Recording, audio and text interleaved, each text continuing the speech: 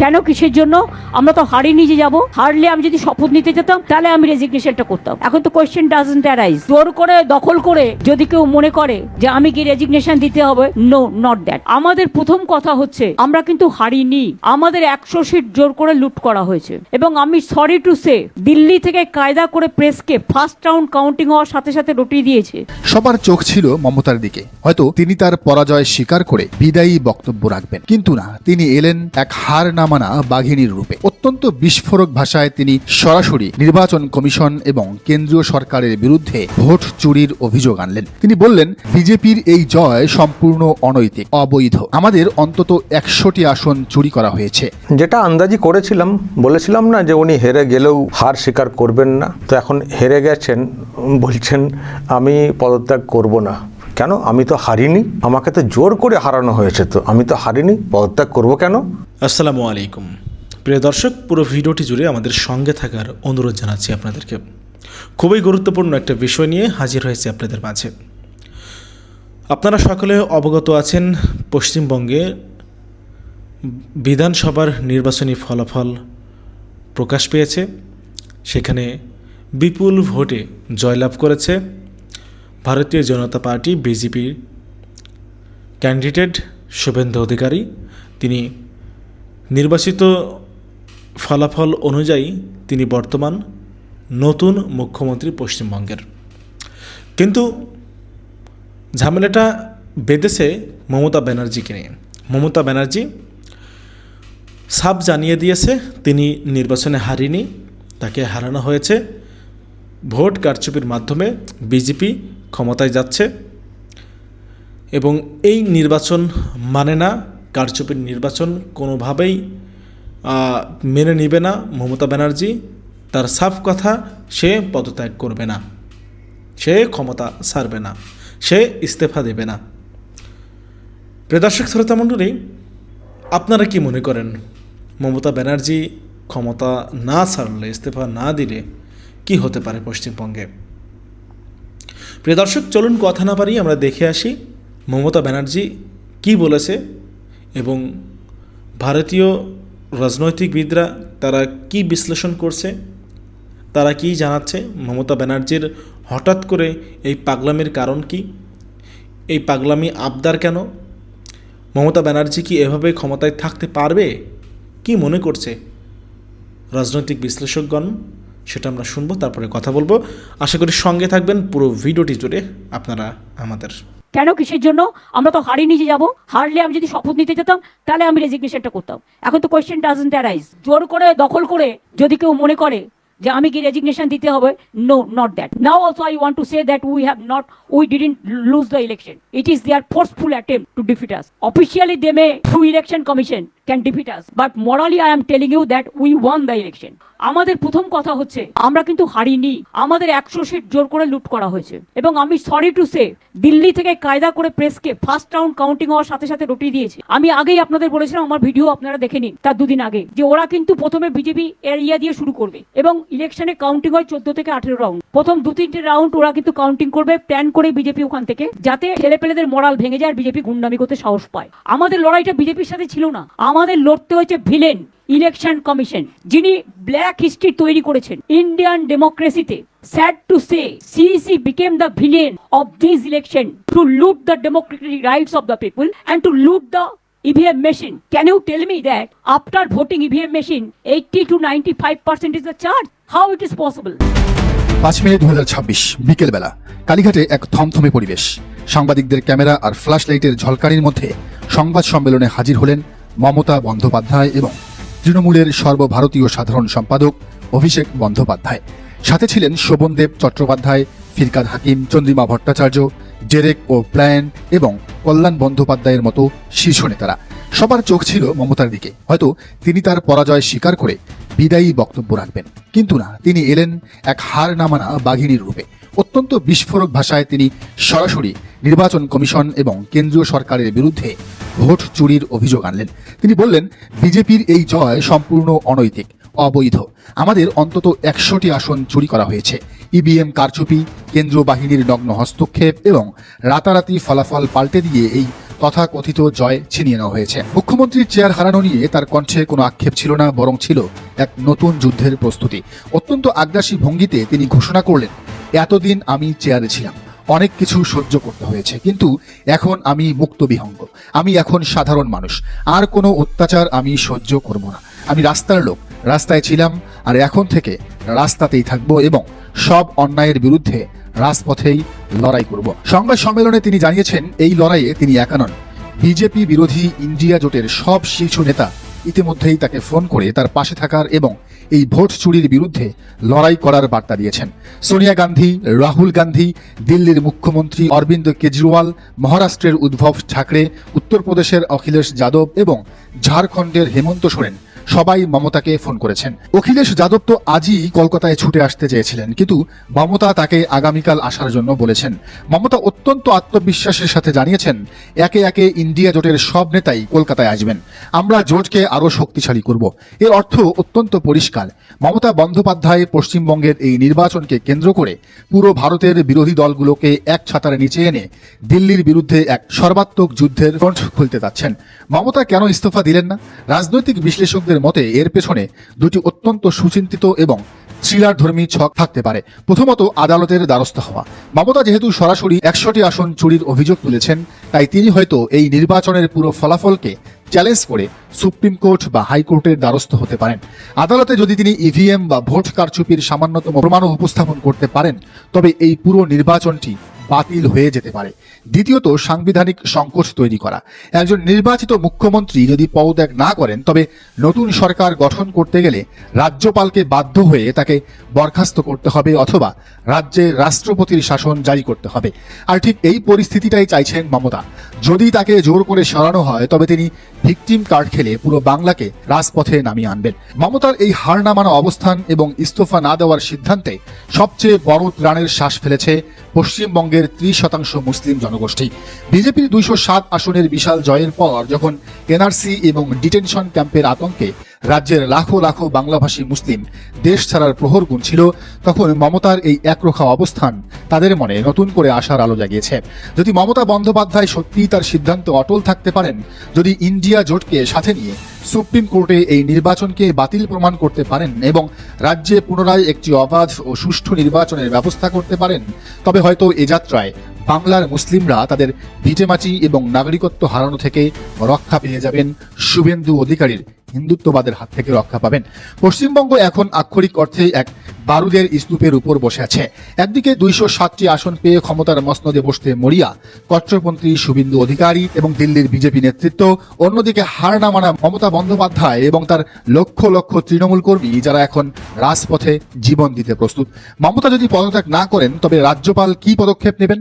কেন্দ্র কি বাংলায় 356 ধারা বা রাষ্ট্রপতি শাসন জারি করবে? আর তাই যদি হয়, তবে কি বাংলার রাজপথ আবারও রক্তে রঞ্জিত হবে? ইতিহাস বলছে, মমতা বন্দ্যোপাধ্যায় কখনোই বিনা যুদ্ধে সুচাগ্র মেদিনী ছাড়েননি। আর এবার যখন প্রশ্ন তার রাজনৈতিক অস্তিত্ব এবং বাংলার কোটি কোটি মানুষের ভাগ্যের, তখন এই স্নায়ুযুদ্ধ যে ভারতের রাজনৈতিক ইতিহাসের সবচেয়ে বড় এবং ভয়ঙ্কর থ্রিলারে রূপ নিতে যাচ্ছে, তা আর বলার অপেক্ষা রাখে না। নবান্নের দখল নিয়ে এই ভয়ঙ্কর সংঘাতের শেষ কোথায়, তা হয়তো সময়ই বলে দেবে। পশ্চিমবঙ্গের মসনদ যখন হাতছাড়া, চারদিকে যখন গেরুয়া উল্লাস, তখন কালীঘাটের বাড়ি থেকে এই একটিমাত্র হুঙ্কারে পুরো ভারতের রাজনীতিতে এক ভয়ঙ্কর, শ্বাসরুদ্ধকর এবং অকল্পনীয় ভূমিকম্প ঘটিয়ে দিলেন তৃণমূল সুপ্রিমো মমতা বন্দ্যোপাধ্যায়। 4 মের ফলাফল অনুযায়ী 293টি বিধানসভা আসনের মধ্যে 207টিতে জয় পেয়ে যখন বিজেপি নবান্নের দখল নিতে প্রস্তুত, যখন মাত্র 80টি কেন্দ্রে আটকে পড়ে এক ভয়াবহ বিপর্যয়ের মুখে, তখন নিয়ম অনুযায়ী মুখ্যমন্ত্রীর পদত্যাগের চিঠি নিয়ে রাজভবনে যাওয়ার কথা ছিল মমতার। কিন্তু মমতা বন্দ্যোপাধ্যায় যা করলেন, তা শুধু বিজেপি নয়, পুরো ভারতের রাজনৈতিক হিসাব নিকাশ উল্টে দিয়েছে। তিনি স্পষ্ট জানিয়ে দিলেন, তিনি হার মানছেন না, তিনি পদত্যাগ করবেন না। তার ভাষায়, কেন পদত্যাগ করব? আমরা তো হারিনি, জোর করে ভোট লুট করা হয়েছে। ইস্তফার প্রশ্ন আসছে কোথা থেকে? দর্শক, বিষয়টিকে আপনি কিভাবে দেখছেন জানান মন্তব্যের ঘরে। পশ্চিমবঙ্গের রাজনীতিতে তৈরি হয়েছে নতুন উত্তেজনা। বিধানসভা নির্বাচনে বড় পরাজয়ের পরও পদত্যাগ করতে অস্বীকৃতি জানিয়েছেন মুখ্যমন্ত্রী মমতা বন্দ্যোপাধ্যায়। তার এই অবস্থান ঘিরে এখন তীব্র আলোচনা রাজনৈতিক এবং সাংবিধানিক দুই দিকেই। নির্বাচনের ফল বলছে ভারতীয় জনতা পার্টি বা বিজেপি 207টি আসনে জয় পেয়ে নিরঙ্কুশ সংখ্যাগরিষ্ঠতা অর্জন করেছে। অন্যদিকে তৃণমূল কংগ্রেস নেমে এসেছে 80 আসনে। এত বড় ব্যবধানের পরও মমতা বন্দ্যোপাধ্যায় স্পষ্ট করে জানিয়েছেন পদত্যাগের কোনো প্রশ্নই নেই। তিনি দাবি করেছেন এই ফলাফল প্রকৃত জনরাই নয়, বরং এটি পরিকল্পিত ষড়যন্ত্র। তার ভাষায়, আমরা হারিনি, আমাদের হারানোর চেষ্টা করা হয়েছে। এমনকি নির্বাচন কমিশনের ভূমিকা নিয়েও প্রশ্ন তুলেছেন মমতা বন্দ্যোপাধ্যায়। আর তারপরে একটি গুরুত্বপূর্ণ প্রশ্ন উঠে এসেছে, সংখ্যাগরিষ্ঠতা হারানোর পরও কি একজন মুখ্যমন্ত্রী পদে থাকতে পারেন? ভারতের সংবিধান অনুযায়ী একজন মুখ্যমন্ত্রী ততক্ষণই ক্ষমতায় থাকতে পারেন যতক্ষণ বিধানসভায় তার প্রতি সংখ্যাগরিষ্ঠ সদস্যের আস্থা থাকে। অর্থাৎ সংখ্যাই এখানে শেষ কথা। বাইরে রাজনৈতিক দাবি যতই থাকুক, সিদ্ধান্ত নির্ভর করে বিধানসভার ভেতরের সমর্থনের উপর। এই পরিস্থিতিতে সবচেয়ে গুরুত্বপূর্ণ ভূমিকা রাজ্যপালের। তিনি নিশ্চিত করবেন যেন সংখ্যাগরিষ্ঠ দলের নেতৃত্বেই সরকার গঠিত হয়। সাধারণত বিদায়ী মুখ্যমন্ত্রীকে পদত্যাগ করতে বলা হয় অথবা প্রয়োজনে ফ্লোর টেস্টের নির্দেশ দেওয়া হয়। যদি মমতা বন্দ্যোপাধ্যায় পদত্যাগ না করেন তাহলে কি হবে? বিশেষজ্ঞরা বলছেন তাতে সাংবিধানিক প্রক্রিয়া থেমে থাকবে না। রাজ্যপাল তাকে বিধানসভায় সংখ্যাগরিষ্ঠতা প্রমাণের নির্দেশ দিতে পারেন, আর সেখানে ব্যর্থ হলেই সরকারের মেয়াদ কার্যত শেষ হয়ে যাবে। এরপর সংখ্যাগরিষ্ঠ দল হিসাবে বিজেপিকে সরকার গঠনের আমন্ত্রণ জানানো হবে। নতুন নেতা নির্বাচিত হয়ে মুখ্যমন্ত্রী হিসাবে শপথ নেবেন, এটাই নিয়ম। প্রতিদিন গোসলে সিরামের উজ্জ্বলতা মেরি সিরাম সোপবার। ভারতের রাজনৈতিক ইতিহাস বলছে এমন পরিস্থিতিতে শেষ পর্যন্ত সংখ্যাগরিষ্ঠতার ভিত্তিতেই ক্ষমতার পরিবর্তন হয়েছে। আদালতও সবসময় বলেছে সংখ্যাগরিষ্ঠতা প্রমাণ করতে হবে বিধানসভার মেঝেতে। এখন পুরো পশ্চিমবঙ্গ তাকিয়ে আছে পরবর্তী পদক্ষেপের দিকে। মমতা কি তার অবস্থান বদলাবেন, নাকি পরিস্থিতি গড়াবে ফ্লোর টেস্ট বা সাংবিধানিক হস্তক্ষেপের দিকে? এই প্রশ্নগুলোর উত্তর নির্ধারণ করবে পশ্চিমবঙ্গের রাজনীতি কোন দিকে গড়াচ্ছে। পশ্চিমবঙ্গের বিধানসভা নির্বাচনে জয়লাভ করলো শুভেন্দু অধিকারী। এই শুভেন্দু যিনি বলেছিলেন যে শেখ হাসিনা সরকারই বৈধ সরকার এবং শেখ হাসিনা বাংলাদেশ বিমানবন্দরে অবতরণ করবেন বীরের বেশে ইত্যাদি বলেছিল, এবং সব সময় এই ইউনূস সরকার, মোল্লা ইউনূস ছাড়া তিনি কথাই বলতেন না ডক্টর ইউনূসকে, এবং বিএনপি সরকারকেও তিনি অবৈধ সরকার বলতেছেন যেমনটা তিনি ইউনূসকে বলতেন, এবং অত্যন্ত বাজে ভাষী এবং সব সময় মুখে মুসলিম বিদ্বেষ, বাংলাদেশ বিদ্বেষ এবং বাংলাদেশের মানুষকে, বাংলাদেশের মুসলমানদেরকে যত বাজে বিশেষায়নে বিশেষায়িত করা যায় তা তিনি করেছেন। কট্টরপন্থী থাকে, অনেকে রাজনীতিবিদ থাকে কট্টরপন্থী, কেউ উদারপন্থী, কেউ সমাজবাদী, কেউ পুঁজিবাদী, এরকম হয়। বাট মুখের এত জঘন্য ভাষা আমি আগে কখনো কোনো রাজনীতিবিদদের মুখে দেখিনি। আসলে বিজেপির আসলে জাতটাই এরকম। এই যে আসামের হেমন্ত বিশ্ব শর্মা মুখ্যমন্ত্রী, উনি 3 দিন আগে বললেন না যে কিভাবে তাদের নিজেদের দেশের মুসলিম নাগরিকদের পুশ করে সীমান্ত দিয়ে ঢুকিয়ে দিতেন। তিনি ওপেন বললেন যে আমি চাই না বাংলাদেশের সঙ্গে ভারতের ভালো সম্পর্ক হোক। কেন চাই না? কারণ তাহলে ভারত এই পুশিং গুলো করতে চায় না। হ্যাঁ, উনি কিভাবে মানে বিভিন্ন জায়গা থেকে মুসলমানদেরকে এনে, এই মুসলমানরা কিন্তু ভারতের নাগরিক, বা তাদের একটাই দোষ, তারা বাংলায় কথা বলে। বাংলার প্রতি এই বিজেপির চরম বিদেশ। তো এদেরকে বিভিন্ন জায়গা থেকে এনে সীমান্তে জড়ো করে, তারপর যখন আমাদের বিডিআর সীমান্ত থেকে একটু দূরে সরে যায় তখনই আস্তে ঠেলে দিয়ে ওরা চলে যায়। এভাবে পুশিং করে হাজার হাজার ভারতীয় নাগরিক আজীবন 14 পুরুষ ধরে ভারতে বসবাস, শুধু বাঙালি মুসলমান হওয়ার কারণে আজকে বাংলাদেশে ঠেলে দিয়েছে যে বাংলাদেশে তাদের কিছুই নেই। কে শুনবে তাদের কথা? তাদের কান্না কেউ শোনে না। তারাই আছে বাংলাদেশের দিকে ওদিকে পড়ে আছে। বাংলাদেশ কি করবে? বাংলাদেশ প্রথম জেলে নেয়, কয়দিন পর জেল থেকে ছেড়ে দেয়। এই হচ্ছে গিয়ে ভারতের অবস্থা। আমি যখন ছোট ছিলাম তখন পশ্চিমবঙ্গের মুখ্যমন্ত্রী দেখেছি জ্যোতি বসুকে। তিনি কখনো হাসতেন না। জ্যোতি বসু 22 বছর ধরে মুখ্যমন্ত্রী ছিলেন। তারপর ছিলেন বোধহয় 3 বছর বুদ্ধদেব বাবু, তারপর এলেন মমতা ছিলেন 15 বছর। তো এই মমতা মোটামুটি হিন্দু মুসলমান এই দুইটা ধর্মের মাঝে সমন্বয় করে চলতে পেরেছিলেন। লন্ডনে আমার কিছু ফ্রেন্ড আছে যারা কলকাতা থেকে আসছে, কলকাতার বাঙালি, তার ভিতরে 2-1 জন খুবই ঘনিষ্ঠ। আমি একজনকে বললাম যে এবার তো মনে হয় বিজেপি এসে পড়বে পশ্চিমবঙ্গে। বলে না, প্রশ্নই আসে না, আবারও মমতা আসবে, আমরা মুসলমানরা মমতা দিকে ভোট দিব। তখন আমি বললাম যে দেখো, গত ইলেকশনেই কিন্তু বিজেপি প্রধান বিরোধী দল হয়ে বসে আছে, যে বিজেপির নাম গন্ধ ছিল না এই পশ্চিমবঙ্গে। কাজেই বিজেপির কিন্তু উত্থান ঘটতেছে। সে বলে না, তুমি বেশি জানো নাকি, আমরা কলকাতার মানুষ, আমরা বেশি জানি, এবার মমতা দি বিপুল ভোটে জয়লাভ করবে। তো এরপর আমার সঙ্গে দেখা হয়নি গতকাল থেকে, তাহলে হয়তো আরো আলোচনা হবে। তো আমি দেখেছি যে তারা কলকাতার বাঙালি মুসলমান, কলকাতার বাঙালি মুসলমান বা বাঙালি হিন্দু যাক না কেন, আমি দেখলাম যে ওরা আমার সঙ্গেই বাংলায় কথা বলে। হ্যাঁ, আমার বন্ধু কলকাতার বাঙালি, বিয়ে করেছে দিল্লির এক মুসলমান ফ্যামিলির মেয়েকে, তো ঘরে স্ত্রীর সঙ্গে হিন্দিতে কথা বলে, বাচ্চাদের সঙ্গেও হিন্দিতেই কথা বলে। এমনকি যদি কলকাতার আরেক বাঙালির সঙ্গে দেখা হয় তার সঙ্গেও হিন্দিতে কথা বলে। বাংলায় শুধু কথা বলে বাবা মায়ের সঙ্গে, যখন দেশে ফোন করে বাবা মা আগের আমলের তাদের সঙ্গে বাংলায় কথা বলে, আর এই আমার মতো বাংলাদেশের বন্ধুদের সঙ্গে বাংলায় কথা বলে। তাহলে আপনি দেখুন যে কলকাতা বাংলার অবস্থা কি, অবস্থা খুবই খারাপ। আসলে এই কলকাতা পশ্চিমবঙ্গে আস্তে আস্তে এই হিন্দি কালচারটা ঢুকে পড়তেছে এবং এই বিজেপির কালচারটা ঢুকে পড়তেছে। এবং দেখেন এই 90 লাখ মুসলমানকে ভোটার লিস্ট থেকে বাদ দিয়েছে। হ্যাঁ, 90 লাখ। তারপরে মমতা বন্দ্যোপাধ্যায়ের বিরুদ্ধে নানা রকম কুৎসারটনা তো করেছে এবং রীতিমতো কেন্দ্রীয় বাহিনী এনে প্রতিটা কেন্দ্রে কেন্দ্রে কেন্দ্রে কেন্দ্রে বসিয়ে গেছে, রীতিমতো যুদ্ধ ঘোষণা করেছে এবং এটাকে ক্ষমতাসীন বিজেপি চ্যালেঞ্জ হিসাবে নিয়েছে। দেখুন, বিজেপি ক্ষমতায় আছে, অনেক রাজ্যের মুখ্যমন্ত্রী তারা সবচেয়ে বেশি, সুতরাং এই পশ্চিমবঙ্গের আসনটা তাদের পেলেই কি না পেলেই কিন্তু তারা এটাকে চ্যালেঞ্জ হিসাবে নিয়েছে এবং চ্যালেঞ্জ হিসাবে নিয়ে তারা জয়লাভ করেছে। এবং এই জয়লাভ করার ফলে এই প্রথমবারের মতো পশ্চিমবঙ্গে কট্টরপন্থী হিন্দুত্ববাদী রাজত্বের জাগরণ ঘটলো। অনেকে বলবেন মমতা ভালো ছিল না, তিনি ফারাক্কা চুক্তি নবায়ন করতে চাননি, তিনি গঙ্গা চুক্তি বাস্তবায়ন করতে চাননি, সবই ঠিক আছে, কিন্তু মেন হচ্ছে কি, মানে উনি ওনার দেশের লোককে ভালোবাসতেন, যে যদি এইসব চুক্তি চালু হয় তাহলে কলকাতার ভাগে বা পশ্চিমবঙ্গের ভাগে পানি কম পড়বে, এই কারণে উনি বিরোধিতা করেছিলেন। এবং ওনার কারণেই কিন্তু দীপুমণি চাকরি হারিয়েছিল। কিভাবে? দীপুমণি কিন্তু আমাকে প্রথম আমলে 2009 থেকে 2013 সাল পর্যন্ত তিনি পররাষ্ট্রমন্ত্রী ছিলেন। কিন্তু আছে দীপুমণি পররাষ্ট্রমন্ত্রী থাকা অবস্থায় সবচেয়ে বেশি তিনি বিদেশ সফর করেছেন। তো সেই দীপুমণি নাকি একবার মমতা বন্দ্যোপাধ্যায়ের সঙ্গে কিরকম একটা বাদানুবাদে জড়িয়ে গিয়েছিলেন। তারপরে মমতা বন্দ্যোপাধ্যায় শেখ হাসিনার কাছে নালিশ দিয়েছিলেন এবং তারপরে যখন 14 সালের বিনা ভোটে নির্বাচন হলো, সে নির্বাচনের পরে দীপুমণিকে পররাষ্ট্রমন্ত্রীর পদ থেকে সরিয়ে দেওয়া হয়। এই পশ্চিমবঙ্গে বিজেপি ক্ষমতায় আসার পর আওয়ামী লীগ একটা উপকার হয়েছে। আওয়ামী লীগ নতুন জাতির পিতা পেয়েছে। আমি দেখলাম যে অনেকে খুব খুশি আওয়ামী লীগের, যেমনটা খুশি হয়েছিল যে 14 সালে যখন নরেন্দ্র মোদী ক্ষমতা এলো তখন বিএনপি খুশি হয়েছিল যে যেহেতু শেখ হাসিনাকে কংগ্রেস এনেছে মনমোহন সিং এর পার্টি, এখন মনে হয় নরেন্দ্র মোদী বিএনপি কে সাপোর্ট করবে।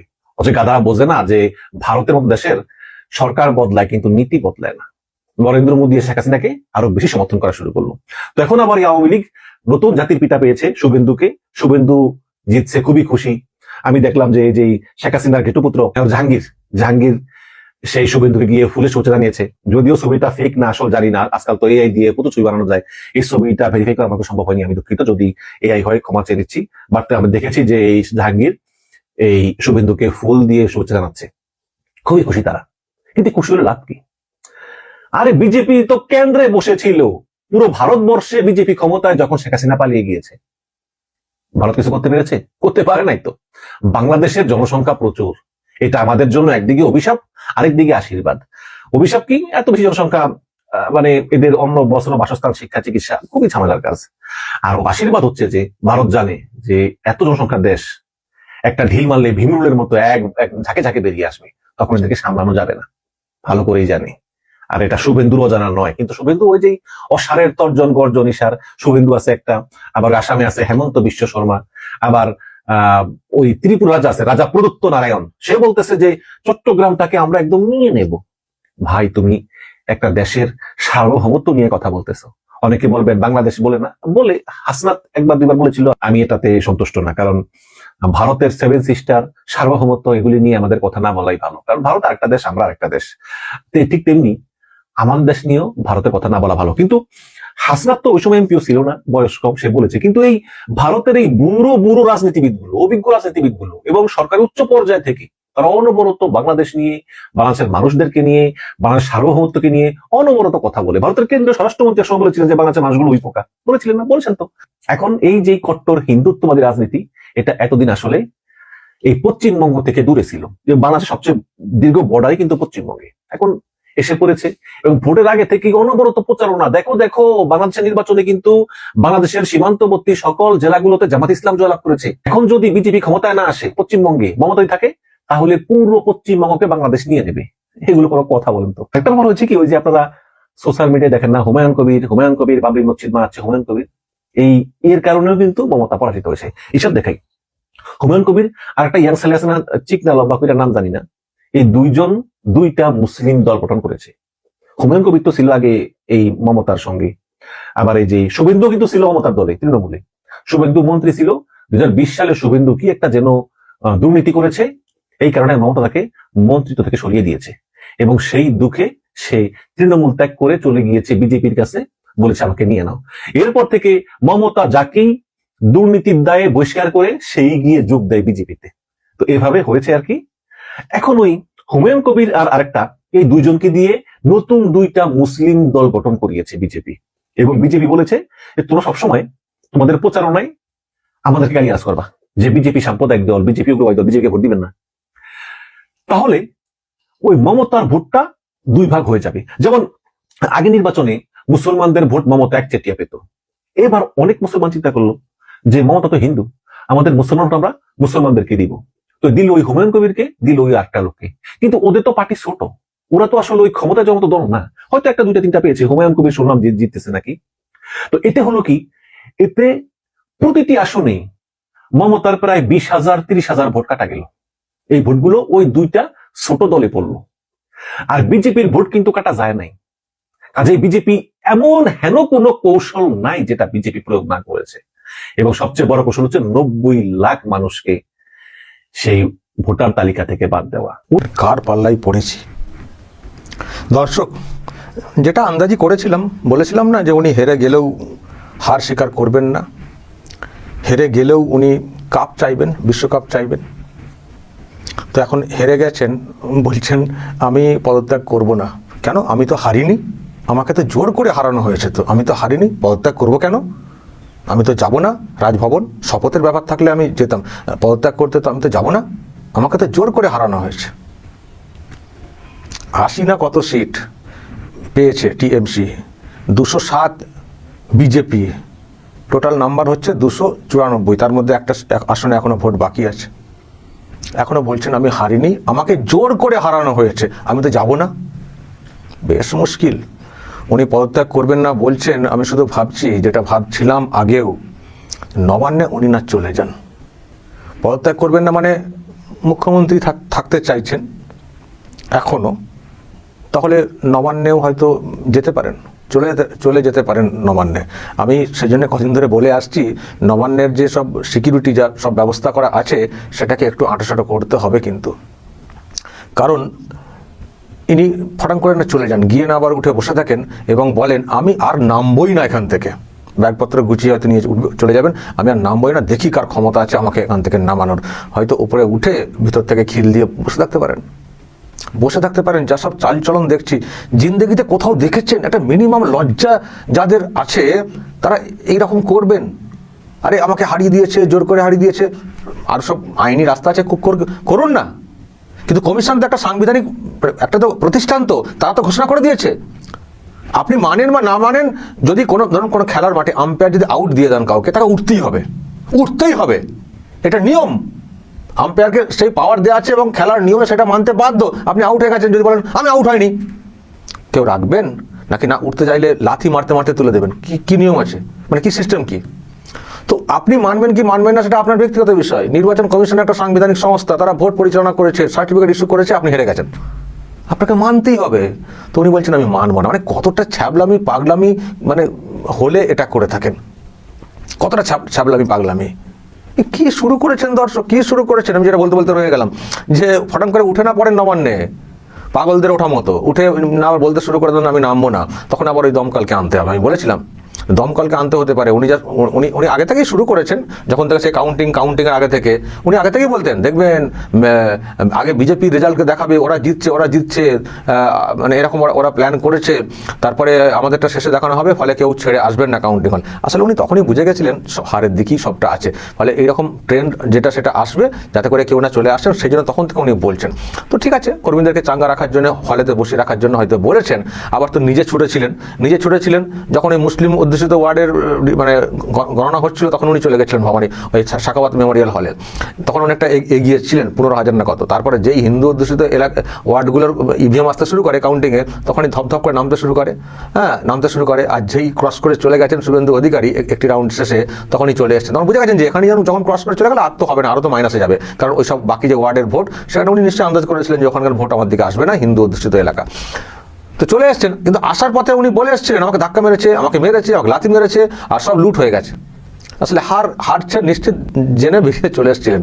তখনই কালকেই বুঝছিলাম যে মুশকিল আছে পদত্যাগ করানো। আমি কালকে একটা কথা বলেছিলাম যে আপনি পদত্যাগপত্র জমা করতে না গিয়ে আপনি এখানে চলে এসেছেন। আর চেহারা যাচ্ছিল, আজকেও সব দেখছেন, সব বাবুরা বসে আছেন, সব চোখ মুখের চেহারা দেখুন দর্শক, সব চোখ মুখের চেহারা দেখুন, মানে সব মানে কত শোক, যেন সারা রাত কেউ সব পিটিয়েছেন লোকজন আর কি, মানে পিটিয়েছেন বলতে মানে জনতা তার রায়ের মাধ্যমে পিটিয়েছে, যেটা পরিষ্কার দেখতে পাচ্ছেন। মানে সব গায়ে হাতে সব ব্যথা, ওই কোন কোন জায়গায় ব্যথা টাইপের। দেখুন এই চন্দ্রিমা ভট্টাচার্য এক সাইডে দাঁড়িয়ে আছেন, রাতে তো ঘুমাতে পারেনি বুঝতে পারছি, এবং সব চোখ মুখ দেখুন এরা কি করেন। চন্দ্রিমা ভট্টাচার্য, কল্যাণ ব্যানার্জি, অভিষেক ব্যানার্জির হাল দেখুন, মমতা ব্যানার্জিকে দেখছেনই, উনি তো কাজের মাসির মতো অবস্থা হয়ে গেছে। ববি হাকিম দেখুন মুখ চোখের অবস্থা, ডেরেক করে বাপরে বাপ, মোদিকেও চ্যালেঞ্জ করেছিলেন, কি বড় লেকচার। আর শোভন দেব নিজেকে বিরাট সৎ জাহির করেন, কিন্তু অসৎ দলের সঙ্গে থাকেন। তো এই হচ্ছে এখন অবস্থা দর্শক, এরকম হচ্ছে অবস্থা। তো এখন এরকম বলা হচ্ছে আমি পদত্যাগ করবো না, কি অবস্থা বলুন তো দর্শক। এই নজির, এই ইতিহাস মানে এই ইতিহাস ভাঙা কিন্তু খুব মুশকিল আছে। ওনারা যে রেকর্ডটা তৈরি করছেন, এই রেকর্ড ভাঙা দর্শক মুশকিল আছে।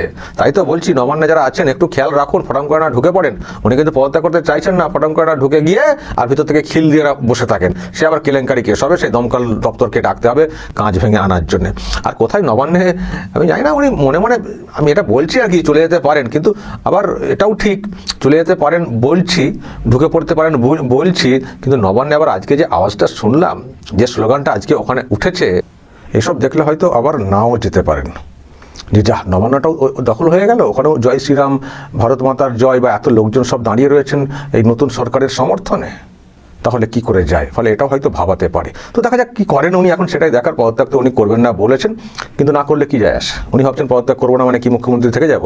এত সহজ, যেখানে কমিশন সার্টিফিকেট ইস্যু করে দিয়েছে। কি হবে এরপর?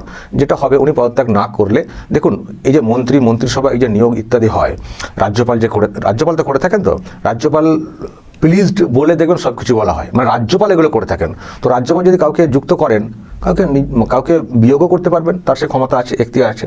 উনি যদি পদত্যাগ না করেন, পুরো এটাকে ভেঙে দিয়ে, মন্ত্রিসভা পুরোটাকে ভেঙে দিয়ে উনি নতুন কাউকে দায়িত্ব দিতেই পারেন। যদি যাদেরকে দায়িত্ব দেওয়া হয়েছিল তিনি যদি এসে না বলেন যে আমি দায়িত্বে আছি কি নেই, বা দায়িত্ব নেওয়ার নতুন করে সংখ্যা আছে কি নেই, যদি না বলেন, একটা ডিফাং হয়ে তো পড়ে থাকবে না। উনি সেটাকে যেহেতু রাজ্যপালের ইচ্ছে সব কিছু হয়, তাহলে ওনার ইচ্ছেতে আবার উনি বলবেন আমি এটা করে দিলাম। তাহলে মুখ্যমন্ত্রী এলেন কি না এলেন তাতে কোনো যায় আসে না, কিন্তু একটা সৌজন্যের ব্যাপার থাকে, একটা সিস্টেম, যে যিনি হারবেন তিনি এসে পদত্যাগপত্র জমা করবেন, যাদের সংখ্যা বেশি হবে তারা সরকার গঠন করবেন। এই যে একটা ট্রানজিশন, এবং এই ট্রানজিশনটাও খুব সুমধুর একটা হওয়ার বিধান আছে, মানে এরকম নিয়ম আছে যে যারা যিনি চলে যাচ্ছেন তিনিও আসবেন, যিনি নতুন করে মুখ্যমন্ত্রী হবেন তিনিও থাকবেন একসঙ্গে। দেখবেন 11 কথা মনে করুন না, 11তে যখন শপথ নিয়েছিলেন মমতা বন্দ্যোপাধ্যায়, তখন তো বুদ্ধদেব ভট্টাচার্য তো নিজে উপস্থিত ছিলেন তো শপথ গ্রহণ অনুষ্ঠানে, তো সৌজন্য দেখিয়েছিলেন। এবং আমি আবার কালকেও বলেছি, যখন আভাসটা হয়ে গেছিল পরিবর্তনের 4টের মধ্যেই, বুদ্ধদেব ভট্টাচার্য তিনি কিন্তু এরকম কোনো চ্যালেঞ্জও করেননি। অভিযোগ তার তরফ থেকে হয়তো উঠেছিল, কিন্তু তিনি মানে আভাস দেখে, মানুষের আভাস যেহেতু এসছে, কমিশন যেহেতু সেটা পরিচালনা করছে, তিনি কিন্তু পদত্যাগপত্র জমা করে দিয়ে চলে এসেছিলেন। সেটা ছিল ভদ্রতা। আর উনি যেটা করছেন এটাকে চরম একটা অভদ্রতা বলা ছাড়া কিছু না। দেখতে পারলেন, যদি কিছু জানানোর থাকে, বলার থাকে, অবশ্যই বলতে পারেন কমেন্ট বক্সে কমেন্ট করে। কি মনে করেন আপনারা, মমতা বন্দ্যোপাধ্যায় তিনি কি এভাবে পাগলামি আবদার করে ক্ষমতায় টিকে থাকতে পারবে? জনগণের রায় বা যেই নির্বাচনী যে ফলাফল, তা থেকে তো বিজেপি সরকার গঠন করতে যাচ্ছে, বিজেপি ক্ষমতায় আসছে পশ্চিমবঙ্গে। কিন্তু মমতা ব্যানার্জি যদি পদত্যাগ না করে, তাহলে কিভাবে তারা গ্রহণ করবে দায়িত্ব? শেষ পর্যন্ত হয়তো পশ্চিমবঙ্গে রাষ্ট্রপতি শাসন জারি করা হতে পারে, যদি এই পর্যায়ে চলতে থাকে। প্রিয় দর্শক, আপনারা কি মনে করেন, এই যে মমতা ব্যানার্জির যেই পতন এবং বিজেপির যে ভূমিধস বিজয়, এর পিছনে আসলে কারণ কি? দীর্ঘ 15 বছরের শাসন, সেই রাষ্ট্র পরিচালনার দায়িত্ব থেকে সরে যাচ্ছে মমতা ব্যানার্জি, এবং বিজেপি যেখানে টিকে থাকা মুশকিল হয়েছিল, তারা শাসনে আসছে, পশ্চিমবঙ্গ ক্ষমতা তাদের দখলে। তবে টেনশনে আছে পশ্চিমবঙ্গের মুসলিমরা। তারা বলছে কট্টরবাদী ক্ষমতায় আসার কারণে তাদের হয়তো কিছুটা ঝামেলা হতে পারে, সমস্যা সৃষ্টি হতে পারে। দেখা যাক শুভেন্দু অধিকারী কী করে, বিজেপি কী করে, মমতা যদি পদত্যাগ না করে।